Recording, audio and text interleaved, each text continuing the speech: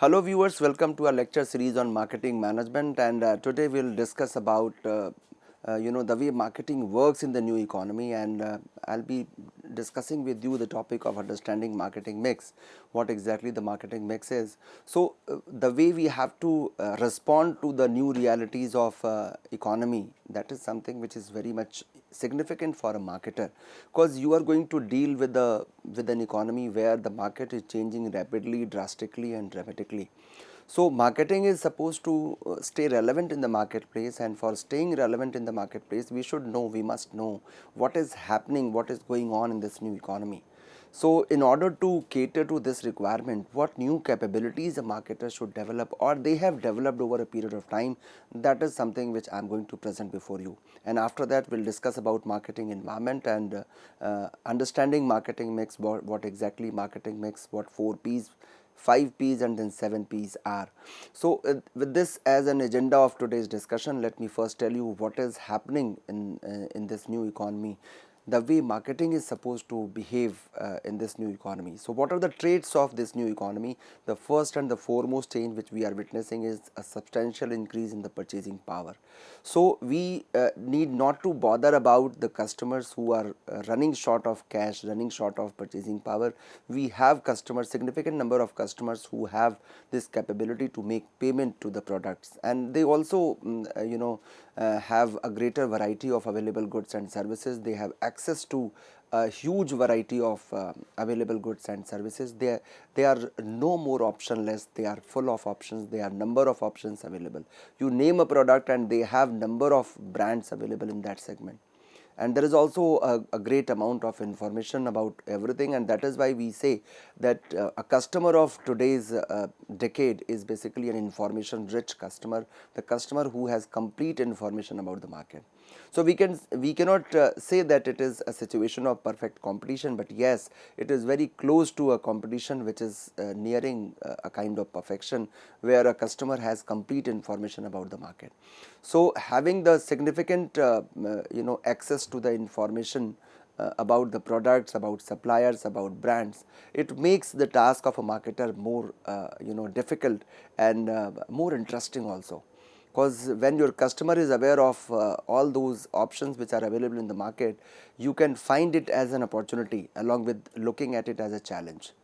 Challenge is that customer is very much aware, there is an information that customer, but the opportunity is that in this situation we can create a differentiation of our product. You can develop our own USP, that is unique selling proposition, and position ourselves with confidence that see, all other options which are available in the market, they don't offer this facility, this feature which my brand is going to offer. So that makes our task a bit easier, because customers of present day is information rich, but yes, of course they are time poor.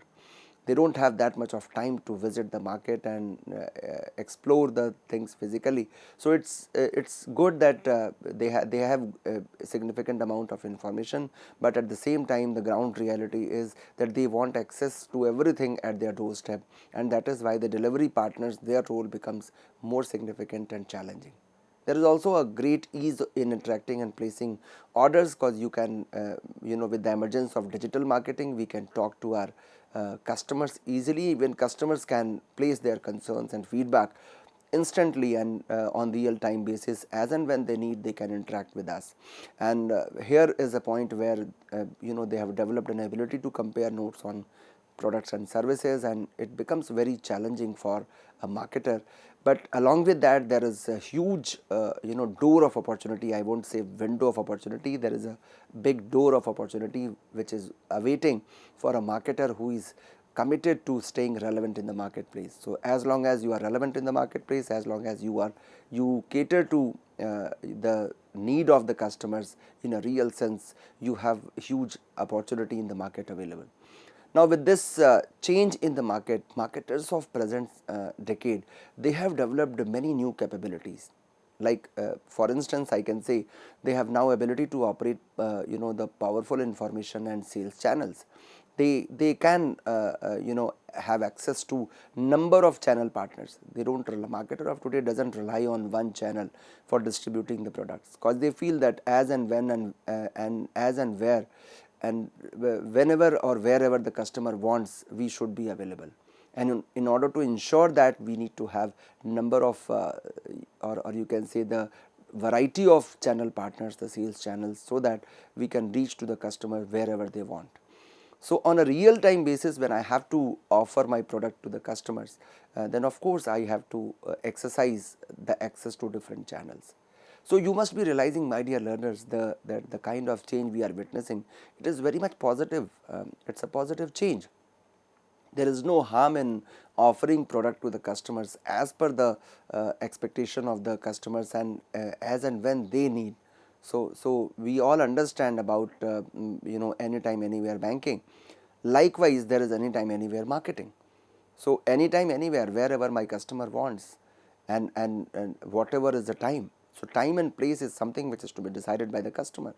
So we have to be present at all those places, and at all those time zones, all those time points, wherever my customer wants, because that would actually help us in building a strong relationship with our customers.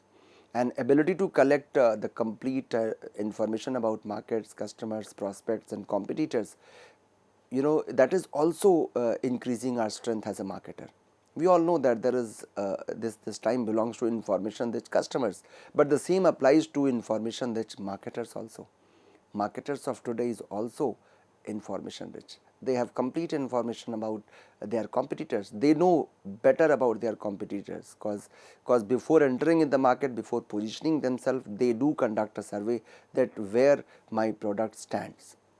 Because while deciding the price, of course you have to decide that what is the value proposition which I am going to offer. So this is a new capability which marketer of today has developed, and there is a faster internal communication among employees also. Since they are exercising integrated marketing, there is a real time internal communication happening across the different departments of the particular corporate entity or particular company. So this is another new capability which we are witnessing in today's organization, in today's business entities, where they feel that there is a faster or rapid internal communication going on among employees, so that there is no communication gap. Whatever my customer wants, if sales department is in receipt of any feedback, instantly it is being communicated to the production department, and production department eventually reaches to all the suppliers. So they all have access to the same data on 360 degree basis. They are integrated with each other, and that is the real sense of integrated marketing. This is why we need integrated marketing in today's world. So two-way communication with customers and prospects, this is also a new capability or new reality which marketers are having today.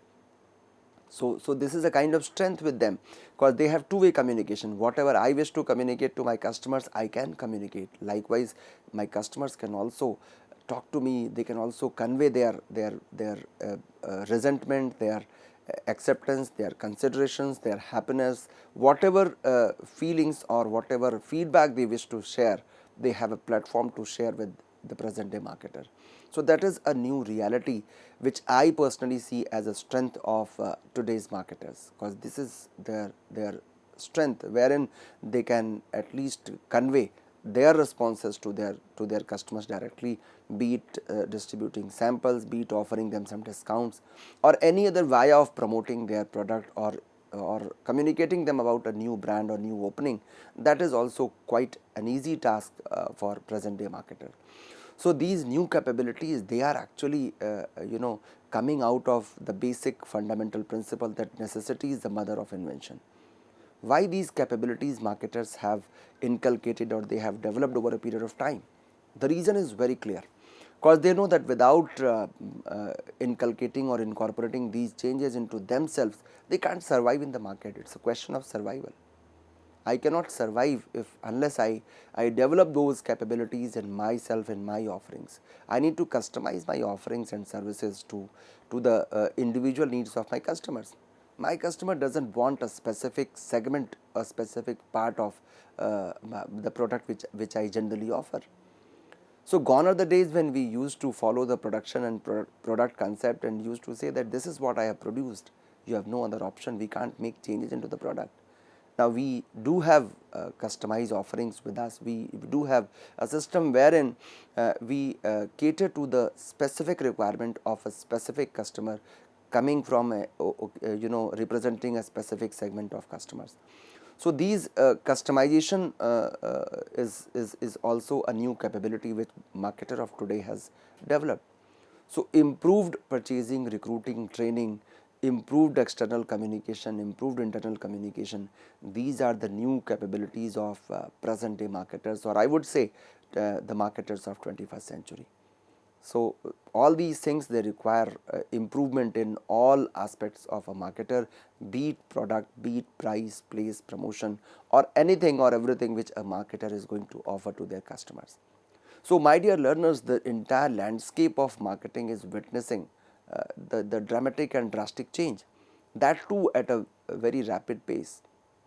And this entire growth has been fueled by the economic growth of the last half a century, we can say.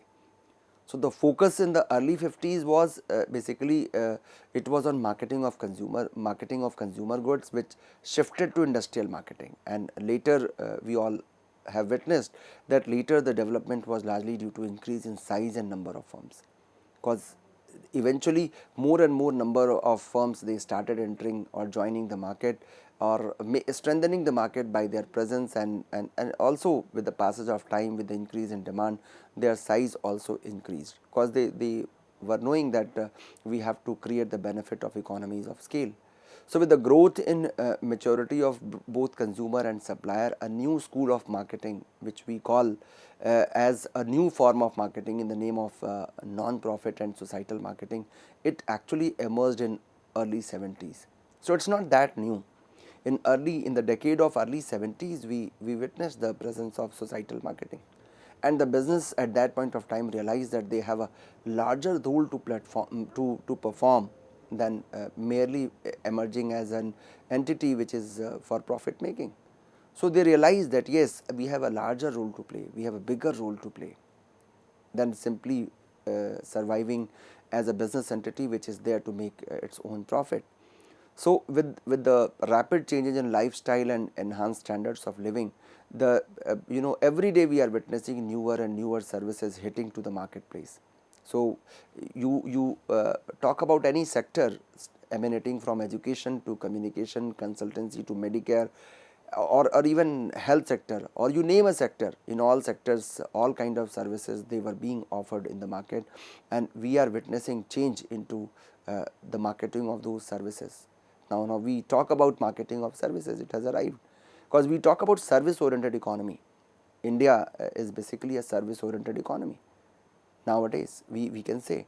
So from agriculture orientation to now service orientation is the new reality of Indian market. So marketing of today basically knows no borders. It's a borderless world where we talk about considering the entire world to be a village for us. We talk about a concept called global village. So from merely exporting, the firms, they have now acquired global orientation to herald the new era of global marketing. So we talk about global marketing now. We no more consider it to be a task of exporting the products or importing the products. We talk about creating a product which is global in nature. So now the ground reality is that we do talk about creating a product which can be sold out globally. So imagine finding out that homogeneity in this heterogeneous world, it has become a new task for a marketer of present day. So this is what is changing in the field of marketing. Another facet of marketing which has emerged with the advent of internet and revolutionary changes in communication technology is what you call as one-to-one marketing or direct marketing, wherein the marketers can directly interact with the customers. So e-commerce, e-marketing, they are actually no more the future of the marketing, they are actually the present of the marketing. So e-commerce and e-marketing, which was earlier called as the future of marketing, is now the very much reality of the market. In fact, you can say, my dear learners, that marketing of 21st century is completely influenced by the new technologies in the field of communication. So without artificial intelligence and machine learning, we cannot expect about the present day marketing. So marketing of today is more improvised, more powerful, more customer friendly, more marketer friendly. So it is basically a kind of improvised version of what marketing used to be, or you can say it is a most fine tuned version of marketing which we are witnessing today. Of course, the change is something which is inevitable. Change is the only thing which is permanent. So many changes are there to come. But yes, we have reached to a level where we can say that yes, this is the marketing. This is actually the maturity of the marketing life cycle. But we are at the stage of maturity. Although it will not see the decline, because we are again another life cycle is going to be created with the emergence of newer technologies and their intervention. Now, this is what is the environment of the entire marketing discourse, the entire marketing activity today. So, before we move ahead to marketing mix, we should understand from where this marketing mix is coming. So, to understand marketing mix or the strategy of a marketer, we need to understand the entire marketing environment. It is just like, understanding the pitch of a ground before playing a match. So, you are going for a cricket match and that pitch plays a very important and significant role. So, accordingly you have to customize your strategies. So, marketing environment is nothing but the pitch on which the marketer is going to play. The marketer is going to formulate his or her strategies and eventually implementing them. So, how to understand this marketing environment? It is basically found as a circle which is having different layers in it, the internal layer, the external layer, and this entire marketing environment can be classified on different bases. One is of macroeconomic and microeconomic factors. Macroeconomics, which are basically belonging to the macro level factors, and micro is basically which are specific to that industry in which we are operating. Similarly, we have controllable and uncontrollable factors. Controllable factors are those factors which are basically very much under the control of a marketer, whereas uncontrollable factors are those factors which are beyond the control of the marketers. So, classifying them into internal, external, controllable, uncontrollable, microeconomic, macroeconomic, these classifications are there. But yes, one thing is clear, that some of the factors, they are specific to the business, and some of them they are not specific to the business. They are basically for the entire industry or the entire nation.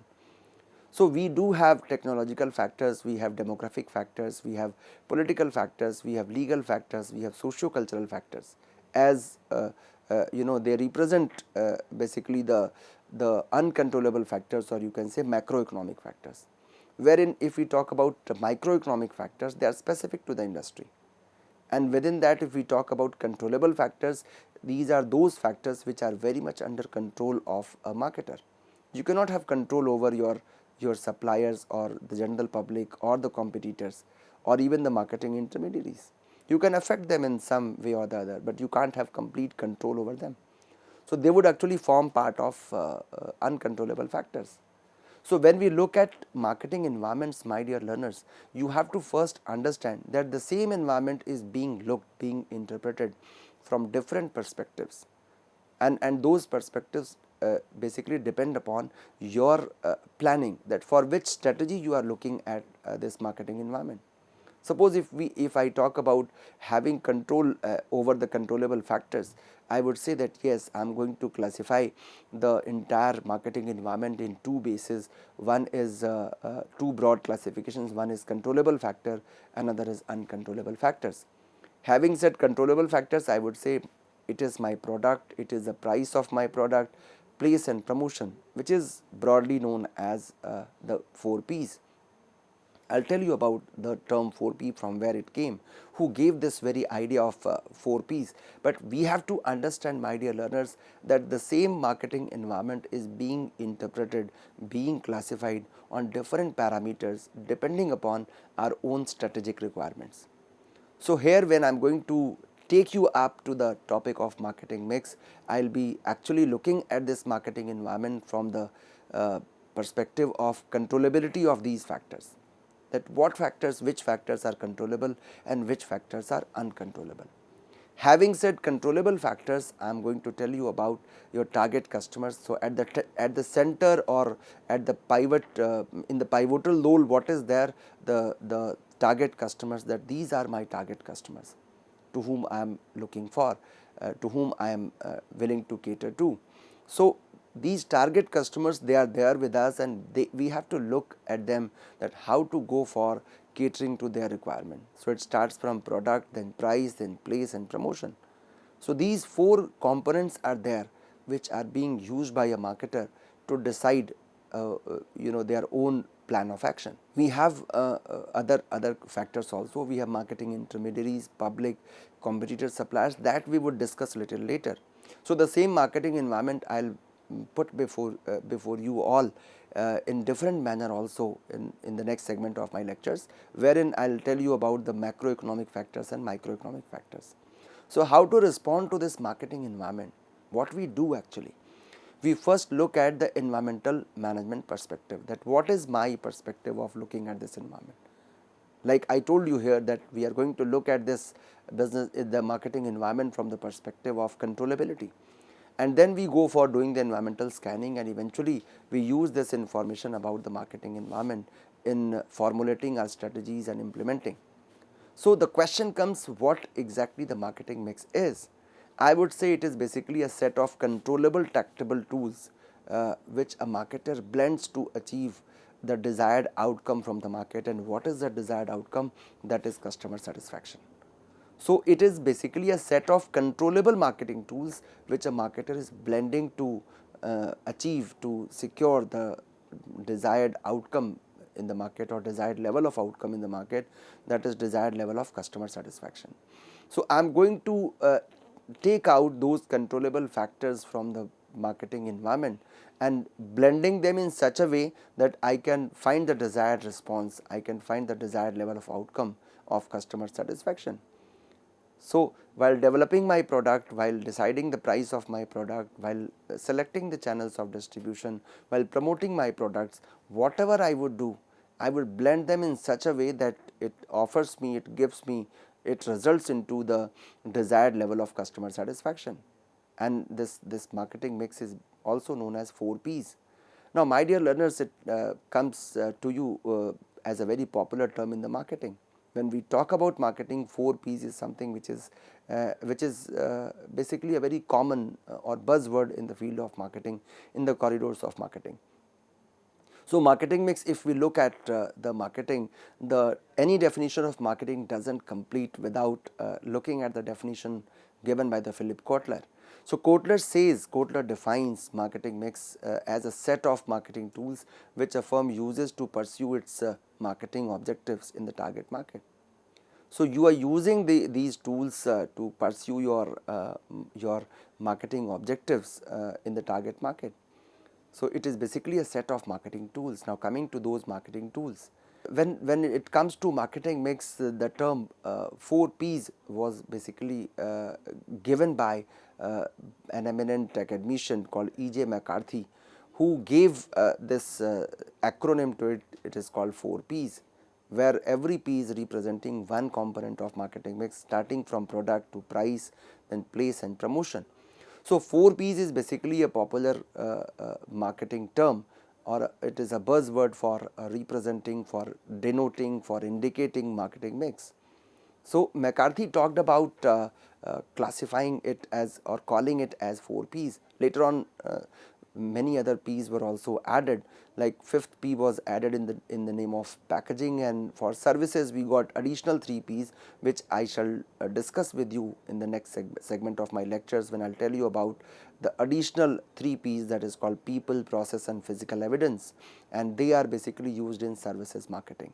So marketing is not only confined to product, to physical product, but it is basically a very widespread term, and it also deals with the services increasingly. So 4 Ps are basically represented by this alphabet P, and they talk about the different tools in the hands of marketer to strategize, to plan, to reach to their target customers, so that they can find the desired outcome in the market, that is customer satisfaction. So it talks about product, it talks about price, place and promotion. I'll be telling you what exactly the product is. What exactly the product is. Some people ask me, sir, do we need to define product also? Answer is yes, because it is a widely a widely used term but least defined word. There are certain words which are widely used but least defined. If I ask you what is product, you will always end up giving me some examples. You will always show me some products, that this is a product, this is a car, this is a pen, this is a scooter, this is a motorcycle. So you would actually end up giving me number of examples. But when it comes to defining the product, it is something which is very much necessary to understand the very essence of what a marketer is supposed to do. If I have to define a product from the perspective of a marketer, I would say any offering that can cater to the requirement of a customer is called product. Any offering. It can be in terms of a product, it can be in terms of a service, it can be in terms of an idea. So any idea, product, service, anything which can cater to the requirement of a customer is called product. So basically a product refers to any goods or services which satisfies customer needs or wants. So a bundle of utility which you are offering to your customers as a satisfier of their need, that is called product. Now remember, my dear learners, product may be tangible or it may be intangible. If you talk about the teaching services, suppose I'm delivering a lecture here, it is a service which I'm offering to you. It is not tangible. Lecture can be tangible, this video is tangible, but what I'm teaching to you, what ideas I'm trying to provide to you in this subject of marketing management, of course that is intangible. You are buying a computer, you are buying a laptop, that is a tangible product, but the software which is there to assist you for operating on that computer, the operating system which you are using, the hardware is there in terms of tangible products, but software is always intangible. So you have to understand, my dear learners, that product can be both tangible and intangible. In the next lecture of mine, I'll be telling you about the key elements in product strategy, and then we'll also talk about the product strategy in the marketing mix, the way it works. So after understanding the entire marketing environment, it is very much pertinent to understand that in order to play on that pitch of marketing environment, what marketers can do with those controllable factors which we are discussing in the name of 4 Ps, or what you call as marketing mix. I hope you must have enjoyed this segment of my lectures on the subject. Thank you so much.